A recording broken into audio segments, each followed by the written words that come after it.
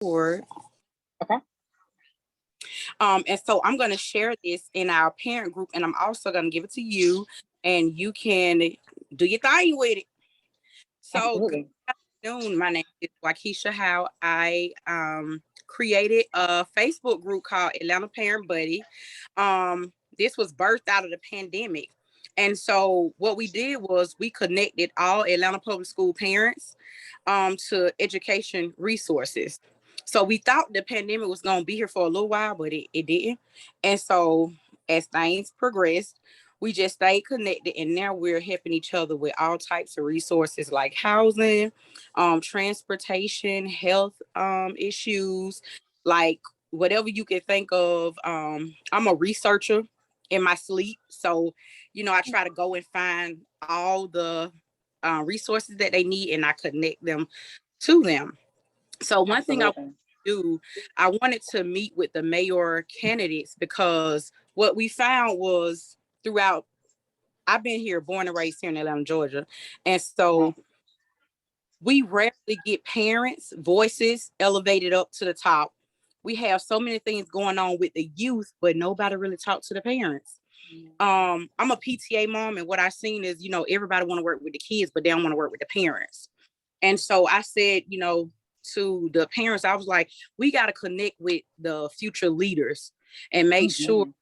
their goals will align with whatever you believe in, and Absolutely. good decisions as you go out to vote. So I'm just gonna stop there. This how this all got started, and I'm gonna let you introduce yourself and tell us about you. Absolutely. So, how exciting that you're doing this, and I love being able to connect with smaller groups because it's so intimate. We can have an exchange and really be able to ask questions. Forums are dope, debates are get my blood boiling in my competitive spirit. I'm ready to box. But at the same time, having these intimate conversations is really how we strengthen our community, right? And so I absolutely love this. And Waukesha, I'm so appreciative that you would do this and actually put it together. So you guys forgive me for being in Panera right now, but I'm like literally stopping in Panera Bread. Like, this is no makeup day, but I'm grinding. You hear me? To be able to solve problems, we got to grind. But my name is Kirsten Elise Dunn, and I am the 61st mayor of Atlanta, Georgia. And the reason why I say I am is because, hey, we speak what we create, right? Or we create what we speak. So, but literally the reason why I'm running for mayor is because we have a lot of traditional and non-traditional problems happening here in Atlanta. And it's going to take a resilient, traditional and non-traditional leadership to be able to solve these problems. And I have a lot of traditional things of leadership, but I have a lot of non-traditional things of leadership. And I hope that in this conversation today, we can go through some of these non-traditional things because the pandemic is a non-traditional problem. Mayor Keisha didn't know she was going to have to deal with the pandemic, a civil rights movement, a cyber attack, her family personally dealing with health issues all at the same time. So that's non-traditional things that we still are not over yet. That's still happening. And it's going to take a very clear and unified plan to be able to solve those problems. So I'm running.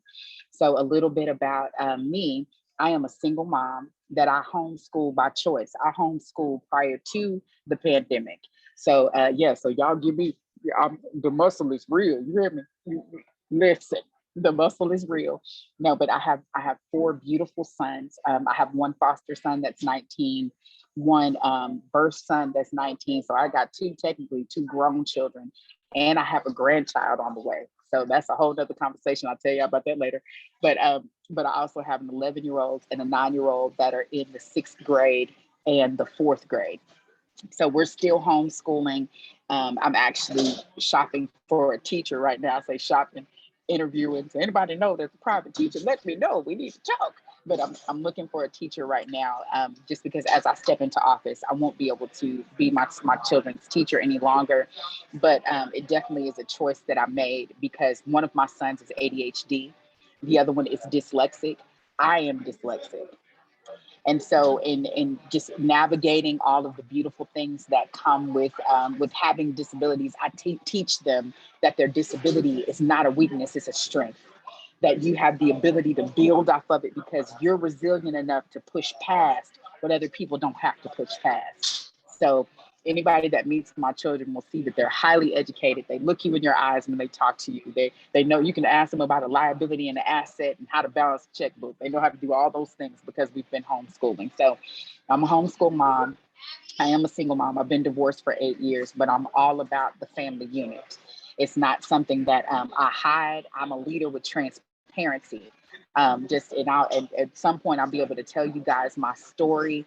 I don't know if I have time to do that now, Waukesha. Are we on a time limit? Do I need to limit, or No, can I keep talking? it's on you. Whatever you want to Okay. share. Okay, absolutely. So I'll tell you guys my story since I have an opportunity to do that. So I actually lost my parents at the age of 11 and 13. I was orphaned so young because when I was born, I was breech. I came out feet first. My mom used to joke and say I literally came out running. And so I was breech baby, but she back in when I was born in 1982, they were not testing blood. And so they gave her tainted blood that had HIV in it. She found out when I was 7 years old and passed away when I was 11. My dad passed away when I was 13, and I actually watched my father take his last breath. So I ended up being in foster care.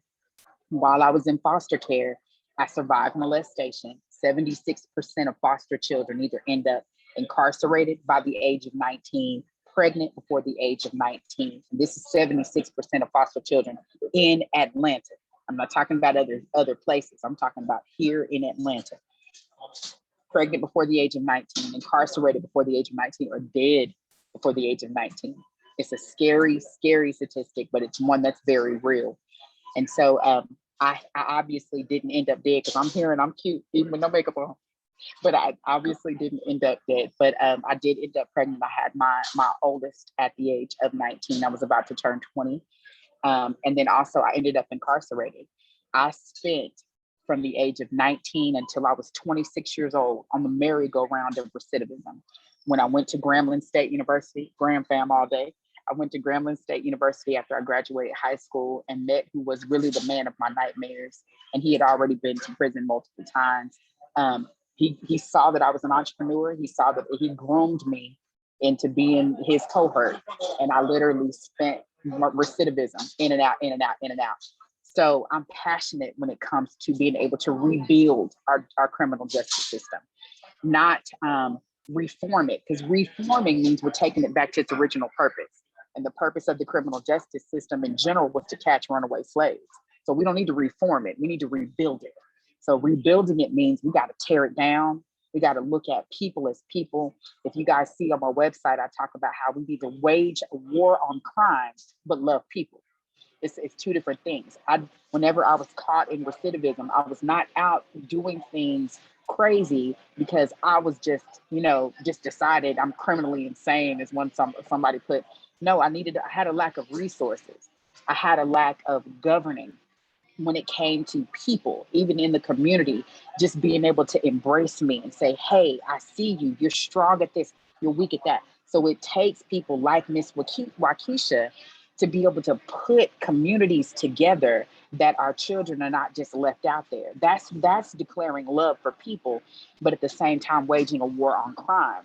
So one of the things I'm going to do when I step into office, and actually I'm not even waiting until I step into office. I actually have a meeting on Monday with 100 OGs. What I call the OGs, some people call them original gangsters. I call them original good, whatever you want to call them. It's all about the ceasefire initiative. And the ceasefire initiative is where we literally get people that were formerly in the criminal justice system that are now free, eligible to vote, operating citizens. A lot of them are business owners, they're parents, they're people that understand what it's like to go through that cycle of recidivism and be able to help some of the young people and start mentoring the young people and start operating heavy in communities. We're getting heavy with the NPUs, getting heavy with starting neighborhood watches. What my team has done now, we haven't waited. We're starting now. So what we've done is we've broken down the Atlanta into the zones. And they already have Atlanta broken down into zones. We broke it down by crime. So we understand that zone 2 and 3, which represent the west side and also near Castleberry, are the highest crime zones. But what we've also noticed in those zones, the homicide rate is the highest, and the homicide rate is the highest among young people. It's age 16. 17, 18 years old that are getting booked in for murder charges. So with us understanding that, bringing OGs in that can speak to them from a face-to-face value, that they can say, I understand what you're going through, and being able to provide them with resources, with livable skills, with mentorship, just having somebody that can be there with them and walk through there with them, because some of them don't have parents. And unfortunately, statistics show, we don't know how real these statistics are, because once again, who's giving the statistics? But we don't know how real these statistics are, but statistics show that 67% of these children, their parents are incarcerated. So it's a cycle that we have to break, and the city has to stand up to break this cycle, but also it's going to take the support of the community. So the ceasefire initiative is something that we're starting right now. So if you are an OG, if you're watching this, please don't hesitate to reach out to me. You can go to Kirsten Dunn for mayor.com, fill out the volunteer form. Our OG initiative, Don Waters, he's the leader of it. He'll reach out to you, and you can start working now. You don't have to wait until I get in office to start working. We can start doing stuff now. So that's one thing about just being able to get crime down. It's going to take us as a community. We've got to take responsibility. Not only does the public trust have to be built back into our police force, because I'm not for defunding the police. I'm not for it. I don't think that it's wise, because what's the first thing we do when there's an emergency or something happens? We dial 911. So we just need to rebuild the police force. We need to tear it down and rebuild it. We need to have a police chief that is OG sensitive, that is ceasefire heavy, that understands that we got to rebuild the trust of the community again. Because right now, as a community, as a citizen, I know even for me, raising Black boys, raising young Black kings, that is, I need to trust the police. I need to trust that whenever I send my sons out, that they're going to look at them not as a threat, but as you know, as a community person, you know what I'm saying, as an individual. And so we need to rebuild the trust with the police department along with the community. And in doing that, it's going to take a leader like myself to be able, that has a 360 view, that understands every perspective. So that's just a little bit about me. I do have other initiatives that are high on the totem pole. The first is unity, because even before we start talking about how to pull down crime, we can't do nothing divided. A house divided cannot stand. And so we can't do anything divided. We got to come together. We have to unify together as one. It's no longer them over there, but it's us. It's we. It's it's all of us together. So the first thing is unity. Second is dealing with the crime. And third is small businesses, because small businesses are the heartbeat of our community. And it's necessary that the city partner with small businesses. What I'm doing, of course, y'all know I'm working now. I'm not waiting. That's why I'm sitting for Kirsten. I'm working now. I'm not waiting. So one of the things we're doing now is starting in 7 days, we're going to start offering free business classes. I have a thing called Business for Social Change. Business for Social Change is teaching businesses how to scale, grow, and give back, because it needs to be a reciprocity cycle. Small businesses have the ability to even pour resources into the community when they're taught how to structure it. So we're offering free business classes to niche markets. We're definitely focusing on exotic dancers. We're focusing on people that are formerly incarcerated. We're focusing on single moms like me. You know, I got to look out for the single moms, because y'all know I got love for y'all. But we're focusing on single moms. We're also focusing on people that just graduated from college. And then we're going to have a general call class. But we are going to have very niche market classes, the LGBTQIA community. We're going to have very niche market classes, because we want to be able to talk to you very in depth about what your business is doing. And how do you cater to your community? And how do you cater to what is happening in your life? So that's us coming together as a unity. So we're going to be doing that at my office starting in 7 days. We actually have a press conference where we'll announce it, all the details, and get that together. So that's the 3 top priorities for me when it comes to the city of Atlanta, to leading the city of Atlanta. But I'm not waiting to step into leadership. Once I get the title, I can do more. But right now, it starts now. We can't wait. We can't wait. Oh my Yeah. God. Let me just say, I just met you and I am so proud of you and I'm so impressed. Absolutely. I saw your beautiful picture. I was like, oh, she's so smart and pretty. I know life has light, right? We always look at people and then we be like, oh yeah, it's no, baby. It's a real story. Like, I really have weathered the storm. And this, I know that this can most definitely touch the hearts of parents. Absolutely. So through so much. My sister, she's a small business owner. She's part of the LGBT community. And, this was my first time meeting her. She's my sister. Even if she wasn't, I got to support. It's so important Absolutely. to unite and help each other. It's a lot of things that the Come city together. say, but we can do a lot together. And I know it's so many single moms right now. It's so many moms. I know they reach out to me, and Miss Sherry should jump on in a minute. And they're always looking for resources. They got these these babies. I literally, no lie, just left a parent house. And her situation, I said, listen, this is me and Miss Sherry. Whatever you love, figure it out. We're gonna get you support. And even if I have to buy myself and I don't have much, we're gonna get your business started. Like we're gonna help lift you up. You want to move? We gonna help you earn some money so you can move and have better for your kids. You don't have to suffer alone. That's one thing. A lot of people, a lot of time we have pride, but you don't have to ever suffer alone. We are here to, and we're not looking for no accolades, or this is what we want to do. We want to make sure the people in our community is happy and successful. We want to make sure that their children is thriving. So to hear you talk about these things are so refreshing, because this is exactly what we need in a leader. Absolutely. And I'm so happy that you are doing it now. Like, we not waiting. Y'all hear us. We don't got time to wait on no title. We getting to work right now. And see, Yeah, that's why I joke, Waukesha, I joke and say, y'all can call me Stacey Abrams Jr. I don't need a title. I'm gonna go to work. Exactly. But I know this can speak to the heart of the community, because where we have a lot of Black, brown, and we can't dismiss other races as well that may be doing okay. It's a lot of us that's not. And it's a lot of us that suffer from mental illness, and we just get in our shell and we like, I don't want to, what I heard today, I don't want to be bothering people. You not bothering. My grandma, we from the west side of Atlanta. My grandma said, well, all they can do is say no. That's all they can do. I said, but they gonna talk about us. So it's yes or no. So it's so refreshing to see that. And I agree with you. I'm not a defund the police type of person, but I do agree to your point, because I'm in the MP neighborhood association, all those good things. I think, and I serve on the public safety committee for APAB and the education committee in APAB. So, and we just met last night. And so it's important. We already got the structure. Only thing we have to do is just connect and help each other. Right.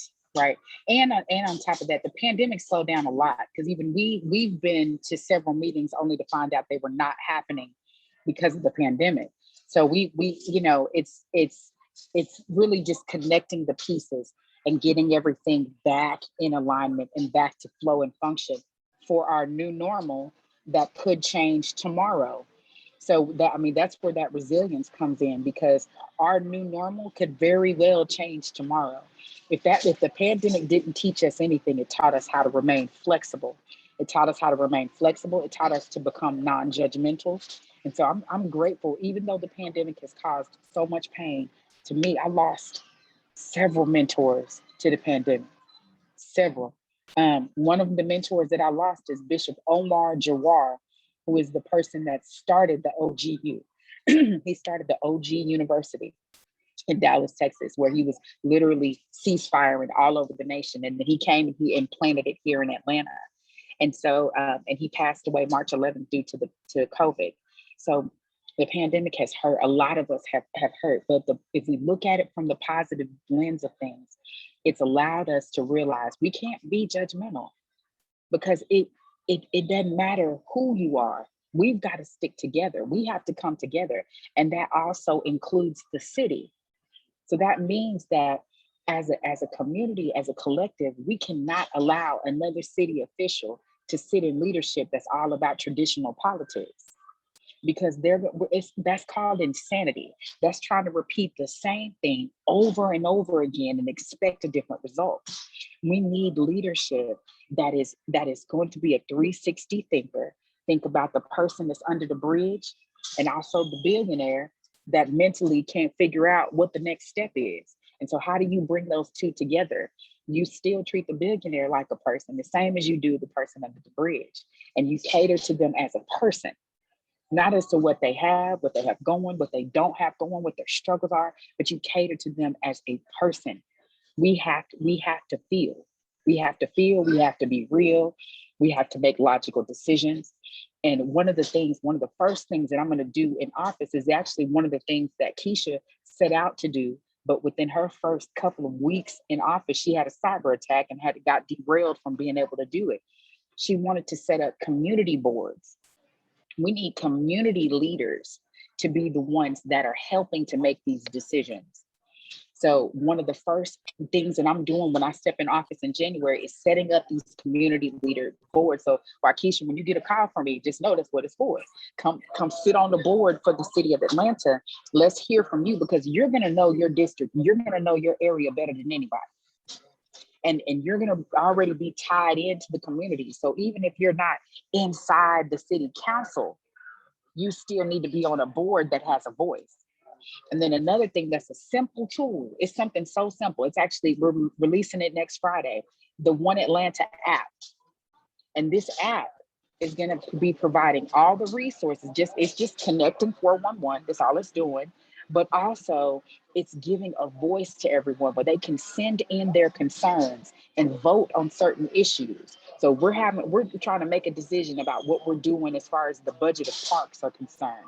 And as a homeschool mom, parks are a big deal to me, right? So we're looking at what are we doing with parks are concerned. And we have a $4 million budget, and we're trying to decide, do we fix the potholes?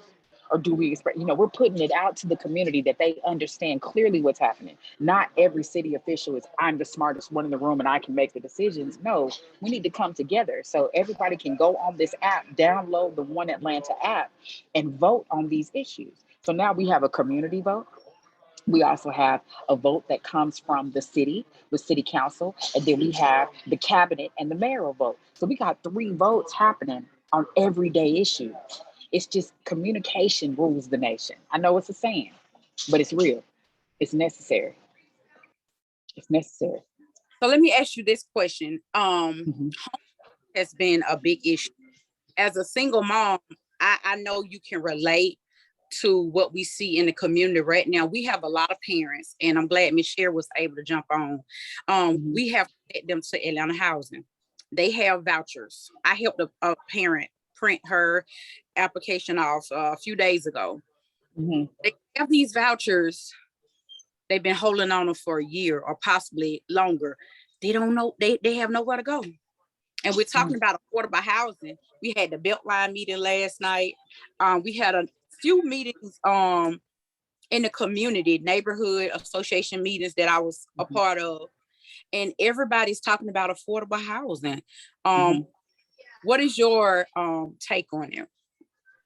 So I love this question because real estate is one of my I call it a hobby, because really you can't, real estate is dangerous if you're making it a career as an investor, but it's more of a hobby. But one of the fun things, or the incredible things we could do about affordable housing, and I call it fun because it's fun, is take some of the vacant malls and all these other buildings that we have. We have too many. We don't need to cut down all these trees and start new structures.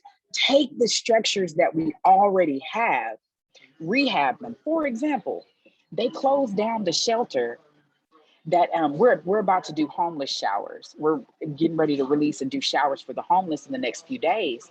And I just met with St. John's yesterday, the Crossroads homeless, and right across the street from where their location is a shelter that the previous mayor, not Keisha, I'll leave that to y'all to research, but the previous mayor, he shut it down. And he shut it down because it was too many homeless people over there. That building could be taken and rehabbed, get investors to do community benefit agreements where they're only going to hire Atlantans. They're only going to, we're basically creating jobs as well as creating affordable housing, and through a CBA, community benefit agreement, and rehab that building and turn it into apartments. But we can't just stop there. We have to also educate the person. Remember, we got to be 360 thinkers. Because even when you put somebody in housing, if they haven't been living, because you have some that are in that need to be put into immediate sustainable housing and some that need to be put into emergency housing, right? It's a transition. You can't put those two things together. So the person that needs to be in emergency, we need to make sure that we're catering to their mental health. What is their education level? Do they need more resources as far as education is concerned? How are they as a person? Are they good as a person? What's happening with them as a person? So that's getting our churches in the community to participate. That's getting, the mental health facilities to participate, that we all come together and make sure that these people are good. Don't just give them housing. But you can give them housing, and I promise you, it's just like you got to teach people how to fish. You don't just give them fish. You got to teach them how to fish. And so the affordable housing, it starts more than just the buildings, but the buildings is a big problem. But also we have to have a 360 perspective. We got to look at people as people. And so I know it's cliche when I keep saying unity is our main problem, but unity is our main problem. We need to come together because Waukesha, you have a view. I couldn't see her name down here. Miss Sherry, she has a view. She has a thing that she can bring. I know Brandy or Misha, one of my assistants, is behind this other thing. They have a view. Everybody comes together and brings their opinion to the table, and it causes us to be able to come up with the best solution for Atlanta. So unity, it's unifying together, and we can solve the affordable housing issue. Absolutely. Like I totally believe that since the pandemic happened, we have so many buildings empty. Like it's so that's empty right now. And prior to, we had a lot of buildings empty and buildings being built. I just couldn't understand. I'm just thinking as a citizen, I'm like, I pass by these abandoned buildings every day. I'm born and raised every here. day. And I'm like, well, why somebody live there? You know, Right. and then what I realized in this past history, a lot of these homeowners don't even live in this country. Or a lot of these property owners do not even live in this country. You want me to give you a statistic? Atlanta, 87% African American. 87%. Okay. Yep. 18% commercial real estate ownership. Wow. So let's do some math. So what's really happening is there's outsiders that are not making Atlanta their home. I don't want to call them outsiders because I start to feel it some type of way. As much as I love my city, but I'm not an original Atlantan. I'm a transplant. But I love my city. I came here and this is the first place I felt at home because I walked in and saw us doing major things. And so it is home for me, right?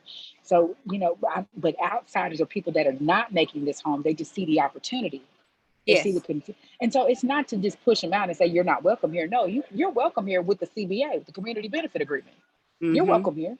But when you come, we have to make sure Atlantans are the ones benefited. Right. And because we're willing to work. We're ready to put the work in, right? We're ready to put the work in. So let's come and let's rehab these buildings. But from a developer standpoint, being that I've been a developer before, it's less expensive to build than it is to rehab. It's the truth. It's less expensive to build than it is to rehab. But if we create equity for community partners, so and when I say equity, I mean buy-in. I mean, actually caring about getting that building rehab. Like we have enough resources in our city to where everybody in our city can participate. Even if you just commit $200 to that building. Imagine if 60% of the population did $200 towards that building, and that's their equity buy-in. Then we have the balance out to be able to make sure that we're building that building and getting it up and getting rid of some of the horrible looking buildings. They're just sitting there dilapidated, and they're not being used, and that's not excellence. And Atlanta is known for Black excellence, but right now you drive downtown, it doesn't look like it. And that's disheartening. It really is. I have so many families, like I said, they're looking for a place to go. They're doubling up, and we know housing is a big issue. Another one is infrastructure.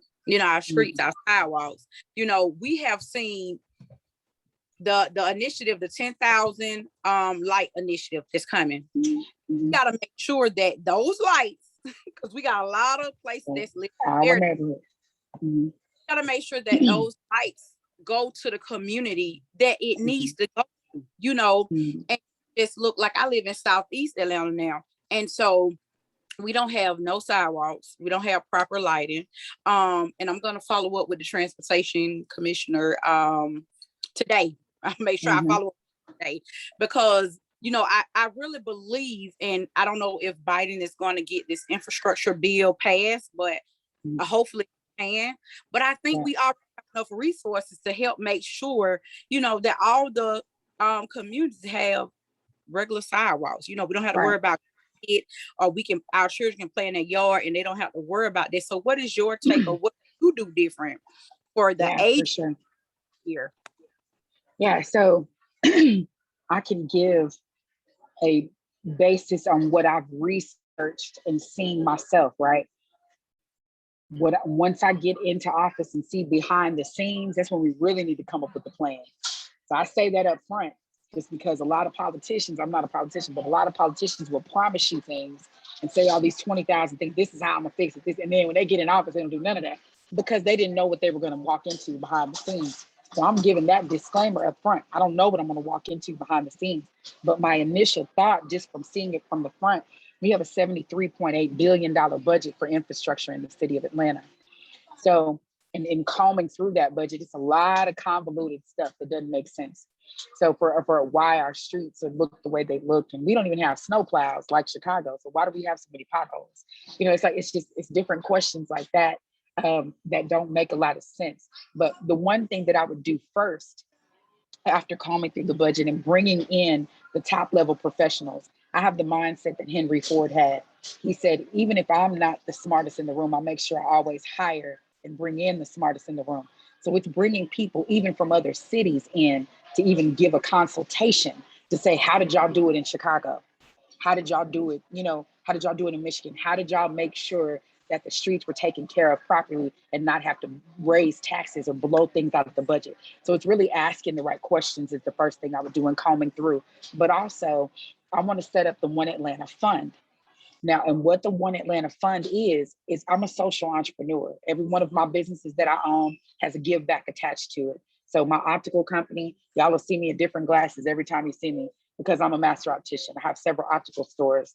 And my optical company, every time we sell a pair of glasses, we give a pair. We have a give back built into it.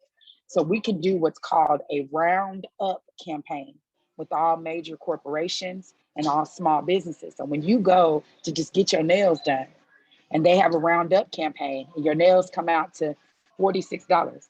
Do you want to round up to the nearest $50? You know, and it's been studies shown that 79% of people say yes. So just those roundup dollars can help take care of making sure that the funds are being flowed to the right communities, to the disenfranchised communities, to be able to make sure they have lights, that the streets are being taken care of there. So it's not putting a strain on the city budget, but it's also just creating more funds. So, I mean, even the Susan G. Komen Foundation did a roundup, and just in the month of Breast Cancer Awareness Month, they raised over $2.4 million. So we can do a roundup campaign that just as simple as letting the community of Atlanta, it's buy-in, it's equity. Because if I round up, even though it was just $3, if I round up, I'm gonna be looking for that pile. I'll be like, I fixed the pile. You know, it's just we're all in this together. It comes back to unity. I keep saying it, but it's real. It's real. Absolutely. Miss Sherry, I will let you go ahead, introduce yourself, and if you have any questions, please come off mute and ask. Yes, hello, welcome. Hi. I'm Sherry Balil, a parent in Vine City. Mhm. And my question to you, if you become mayor, when you become mayor, will you be willing to have a parent advisory board to Yes. assist you with handling crime? Because I notice parents are often overlooked and they're not supported. And also the mayor did not have parents at the table helping with crime and so forth. So I think if she had parents at the table, maybe we'll have less youth committing crime or in trouble, or we'll have them in school. So I wanted to hear your take on that, and welcome. Yes, absolutely. So Sherry, you speaking my language. Okay, you speaking my complete language. Absolutely bringing parents to the table. So that's a part of the community. So I don't, you guys already know this, but I just want to say this to explain it. So the school board does sit separate from, the mayor is not over the school board. The school board president or the school board council is over the school board. But that's one of the division issues that's happening in our city, because crime, the school is being heavily affected by crime, right? And so when it becomes a city thing that crime needs to be solved, we have to unify together to be able to get these problems solved. So to answer your question blatantly, yes, we need a parent advisory board. Absolutely. And we need to provide resources to parents, not even just the resources for children, but also for parents. One of the initiatives that I did in Business for Social Change is talking to young entrepreneurs, but also teaching parents how to support young entrepreneurs. Because you have a kid that is an entrepreneur and you've been working. So how are you going to support that kid or even understand what that kid's mind is going when they want to create this business, you know? So just being able to provide resources for parents as well as the children, and definitely giving a seat at the table. That's what the community boards are about. It's making sure that it's not politically driven, politically infused people that have a seat at the table that's actually giving a vote of what's happening in representation of the community. So I hope, and let me know if I didn't answer your question or if there was more you want to pick it Oh at. no, no, you answered it. Thank you so much. Absolutely. Miss Sherry. She's a champion for her community and parents. And we've been talking crime, and we've been trying to come up with a plan to make sure our communities are safe, you know, regardless of what zip code we live. We want to have, you know, Absolutely. a community. And out of complete transparency, I am running for a seat on the school board. I don't talk about it much in these because I let the parents get to hear about the candidates. Thing I put the hands down. If we fix education, we can fix crime. Yes. We can fix, you know, if it we goes. unite and work together, we can do it. Yes, they're separate, but we can come together and say we're not going to have bad relationships. Whatever it is that the school needs to stay lifted up, we're going to do it. All hands on deck. Absolutely. You know, no question asked about that. So I absolutely believe that we have to work together, even though, you know, we know that it's separate. We still have to work together, because what we have is that because we're not working together, we have kids that's graduated. Some go to college, some don't. I have two adult children now. One was on his third year in college and he just came back home. I have another one that just graduated, Booker T. Washington. Sherry has two that graduate and one that's getting ready to graduate as well. So we got people whose babies are coming out, and not all of them are going to be college and career ready. My second son said, "No, I'm gonna go work my job." Okay, yeah, okay, and that's okay. But it's really, this is what my opinion about the education system is that, and this is the reason why I homeschool.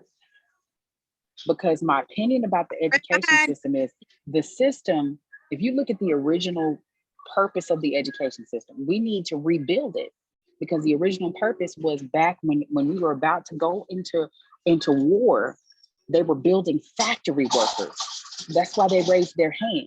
That's why they carried the lunchbox, because it's all about them building factory workers. So we need to rebuild our system to actually, in the education system, educate our children for them, not for what we're trying to get them to learn. We need to educate for them, because some of them are not college material. I have one 19-year-old that is, and one 19-year-old that's not. And the one that's not college material, okay, baby, it's okay. You don't have to be college material. But what I need you to do is be life material. I need you to know who you are as an individual. And I need you to know what sets you ablaze. Because when you step into purpose, you will be able to operate fully as a citizen of the United States, right? Because you're in such purpose that you're demanded and needed. And when you're needed, the finances flow, right? You know what I'm saying? It goes hand in hand. So just really being able to rebuild our education system to support the parents and also to actually educate children for where they are. Because our kids don't even learn the same. Our children don't learn the same. You know, I have one kid that is early morning, one that's evening. You put both of them in a classroom together, and that we need to pay that teacher like NFL players. Because when them teachers used to tell me my kids was cutting up, I didn't believe it until I started homeschool. Then I learned the truth very quickly. And that's what's happened during the pandemic. A lot of parents have learned their children. Mm-hmm. Yeah, They didn't know them before. I have a son, he has ADHD, and I remember and me and Sherry talks about this every blue moon. I remember the parent liaison sending me a picture and was like, this baby, he laid out on the floor, somebody trying to talk to him. Principal saying, come on, Jalen, come on, go to class. You know, so I was like, are you serious? Like, this is what I to school for? And when he's at home, he's completely quiet. But see, once he realized that I got very close to the principal and all the teachers, started doing a lot better. But I'm right behind you with homeschooling because, you know, I'm running for the school board because I'm just exhausted at what I'm seeing in the school. And I can honestly say, if I wasn't the advocate that I was, my kids would be feeling just like other children are. And I totally think that that's not fair because we have a Black mayor, we have Black city councilmen, we have Black school board members, but yet our city and our children are doing, you know, they're so far behind. And it's like, come on, we have to do better. So we're not gonna keep you too much longer, Sherry. If you have another question, I'll let you ask. I'm good. I'm so impressed. I'm gonna let you close out with telling us how to reach out to you and get in touch with you and support your campaign if that's parent choice. Absolutely. So you can go to Kirsten Dunn. So it's just Kirsten Dunn for mayor, FOR mayor.com. And there's a donate button at the top. Literally, I'm taking 60% of my campaign budget and putting it back into the community. I'm running the community service campaign.